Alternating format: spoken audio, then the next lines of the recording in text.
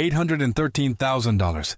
That is the price an average middle-class American pays for waiting 10 years to start investing. $200 a month, started at 25, becomes about $1.25 million by 65 at the historical S&P 500 average return of about 10% annually over the last 100 years. The same $200 a month, started at 35, becomes around $450,000. The difference, $813,000, is what the delay cost you. But here's what nobody is telling you. That number is not the cost of being uninformed. You're not uninformed. You've watched 100 videos exactly like this one. The $813,000 is the cost of watching the videos and never opening the account. Diego is 25, first real job, 2 months in, sitting in his car in the parking lot at work on a Friday afternoon. His paycheck just hit, $1,847.32 after taxes, and he's staring at the number on his phone. He has watched at least 40 videos about investing in the last 6 months.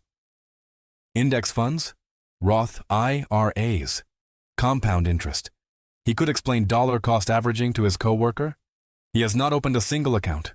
I'm Mateo Alvarez, and I spent over a decade as an accountant before walking away from it. 12 years inside the finances of middle-class American families taught me what Diego is about to do next, because I watched 1,000 Diegos do exactly the same thing. He is going to put the phone face down on the passenger seat and drive home. Most people think they need more money to start. The data says something else. According to the Federal Reserve's 2022 survey of consumer finances, only 34% of American households in the bottom half of the income distribution own any stock at all. In the top 10%, the figure is 95. The gap between those two numbers is not income. It's the date the account got opened. In the next 12 minutes, I'm going to walk you through the exact sequence I would follow if I had to start over from zero before my next paycheck hits. By the end, you will know what type of account to open, what to put in it, and how to make sure you never have to think about it again. Built before your next pay cycle. And here's what to listen for. There is one decision in the next 4 minutes that, if Diego gets it wrong for the first 2 years of his career, will quietly cost him about $120,000 by the time he's 65, without him ever knowing it happened. I'll show you which one. So here's how I would do it, in the order I would do it, with the money Diego actually has at 25. You're probably expecting me to tell Diego to download an app and pick 3 stocks. That's exactly what kills him. Watch. The decision Diego thinks he has to make is what to buy. It isn't. It's what kind of container to put the money in. And the most expensive container in his entire financial life is the one with free money attached to it. That's the 401k at his job, captured only up to whatever amount his employer is willing to match. According to Vanguard's How America Saves report, the most common match formula in America is 50% of the first 6% of his salary. Diego makes $46,000 a year. 6% of $46,000 is $2,760. His employer matches half of that, about $1,380 a year, for free. Compounded at 10% for 40 years, that single year of match is worth roughly $62,000 by retirement.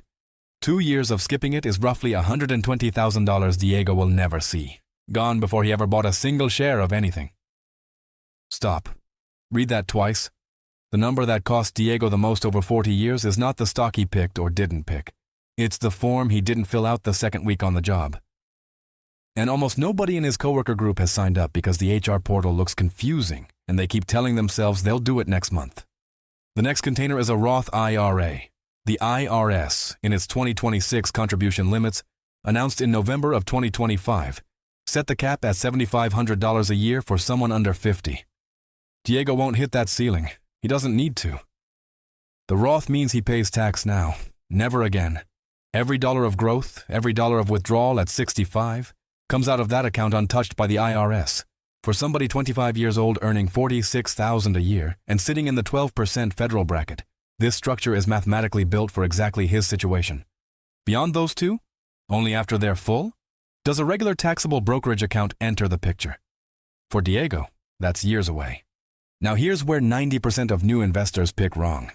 Watch what Diego is about to do inside whichever account he opens. He is going to look at the platform's home screen and see a list of trending stocks. He is going to feel an urge to pick 3 of them. He is going to convince himself that this is what investing means. It is not.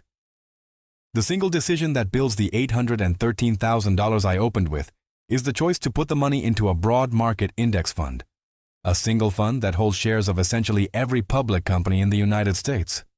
One transaction, thousands of companies. No picking, no watching, no checking the app at lunch. He owns a slice of the entire American economy, and the math runs in the background. Now here's the part that sounds boring, and is the only part that matters. Automation. The reason most people fail isn't the strategy, it's the calendar. Diego sets the deposit to pull from his paycheck the same day the paycheck hits, not the day after, not when he gets around to it. The same day. He never sees the money in his checking account, so he never feels it leave. The brain is the enemy. The calendar is the friend.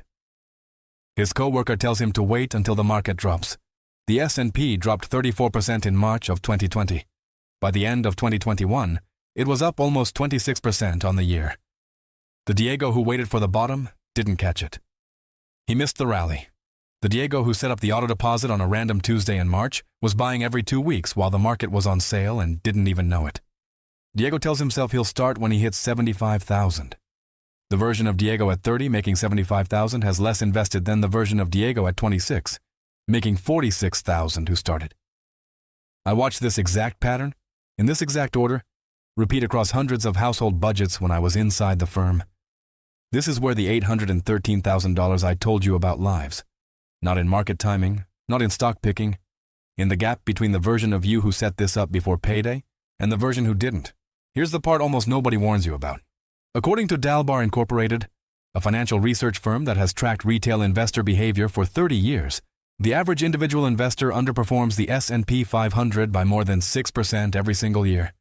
Not because they pick wrong stocks, because they sell during the panic and miss the rebound. Diego setting up the account isn't the trap. Diego watching the account in October when the news is loud, that's the trap.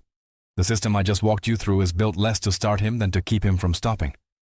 So here's how the first year actually unfolds, week by week, the way I would build it if I were Diego on Monday morning at 25.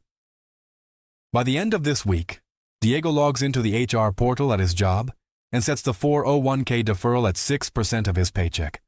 The employer match locks in. About $53 per pay period leaves his check before he ever sees it. He never adjusts to the new number because he never had it.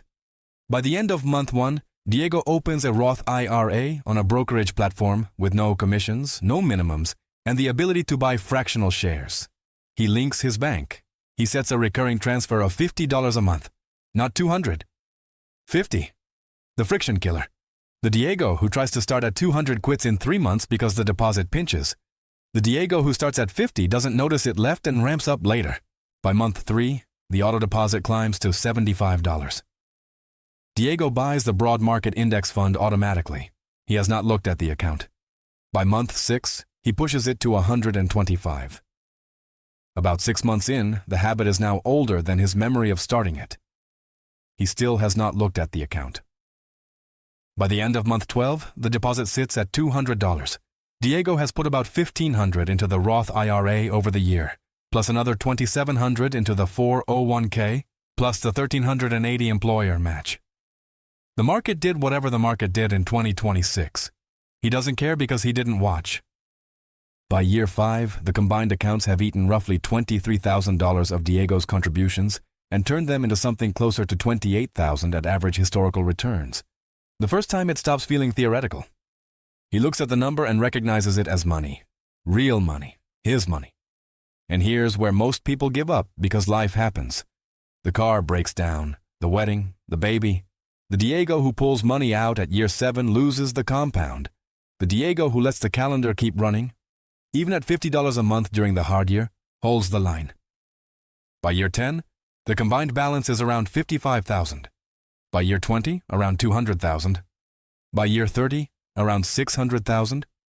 By year 40, when Diego turns 65, the combined balance is north of $1.25 million. The $813,000 of delay I opened with is on Diego's side of the ledger because he didn't wait. He wasn't smarter than his coworkers. He didn't earn more. He didn't pick a single stock.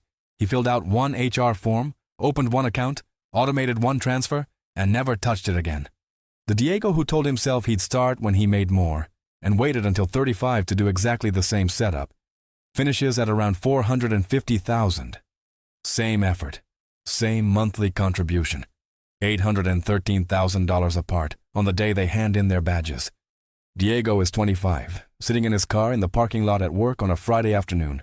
Paycheck on his phone, $1,847.32. The Diego who knows what you now know moves 50 of those dollars into an automated Roth IRA before he closes the app. He does not feel it. He does not remember it.